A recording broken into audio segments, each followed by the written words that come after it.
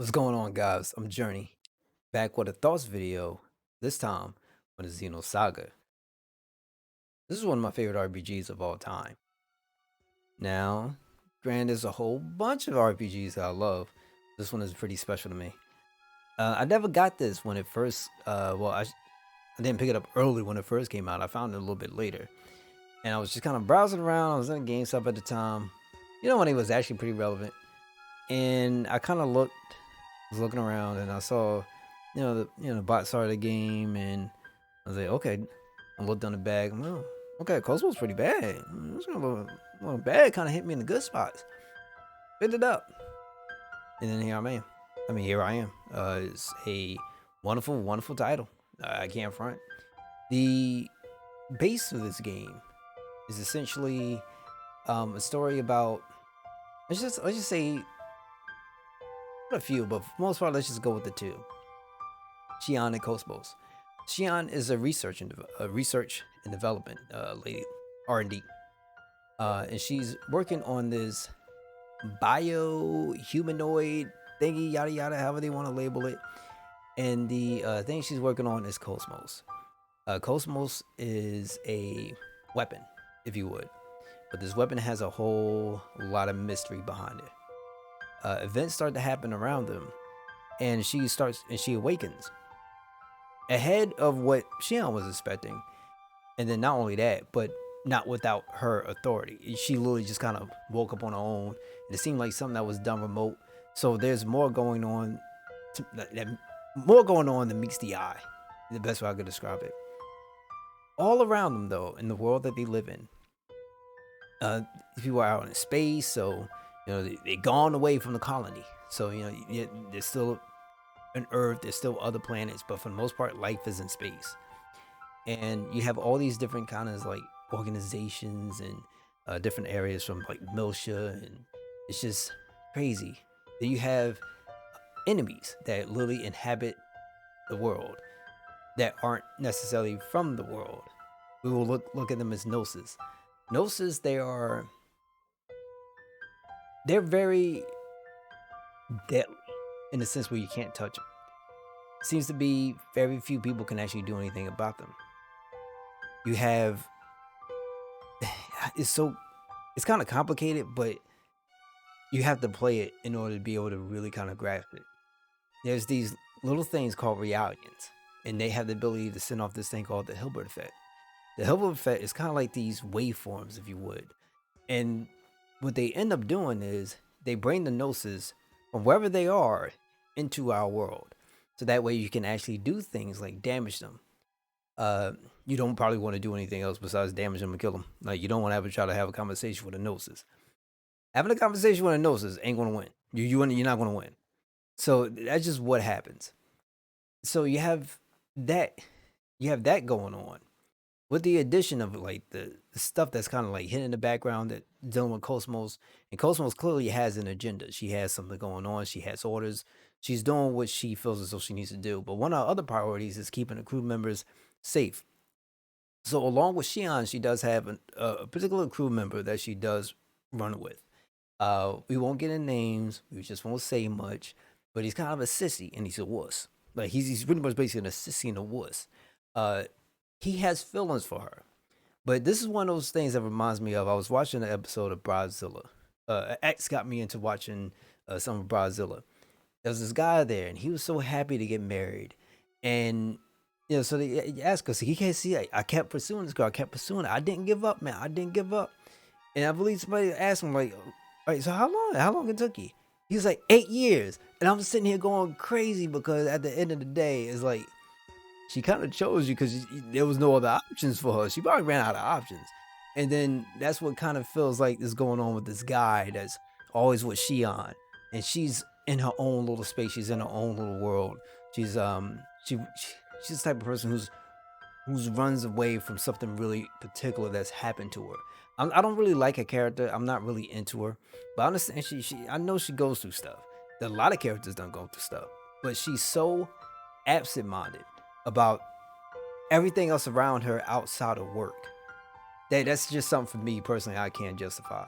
It's just it's one thing to be in pain it's another thing to then shut everything else out outside of necessarily business, if that makes any sense. So that's just where I'm at. Junior is a pretty cool guy. I like Junior. He's like the little munchkin. He's I mean, he'd probably be considered like a lolicon, right? But he got guns, and so he has the saying he's pretty alright. Cowboy looking, seemed like he came from like World of Devil May Cry, meet Cowboy Bebop, hitting dudes with his pistols. And he's like, "Sayonara, baby," and it's like, I mean, in the streets, it'll be like, "Dude, you corny." But the video game is pretty funny. It's really fun, so it's pretty cool. I like him. He was my dude. Yeah, Momo, who is little small Realian. She has a very big part in the story. But to catch that, you're gonna have to trust me, see for yourself. But it's just her heart.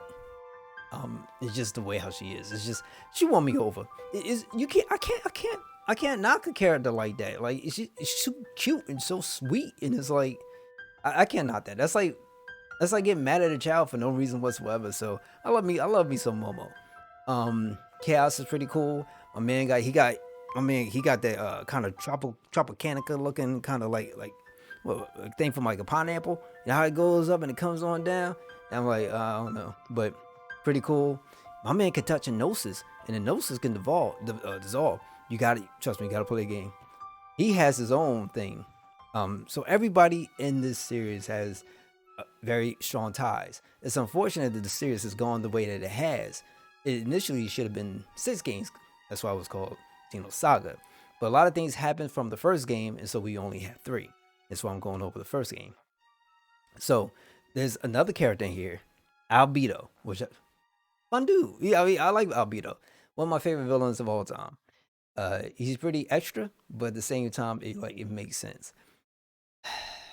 I feel like I could be missing somebody in the story that I probably haven't talked about. But either way, I think one of the biggest things about this is the story is it's most definitely on the complicated side.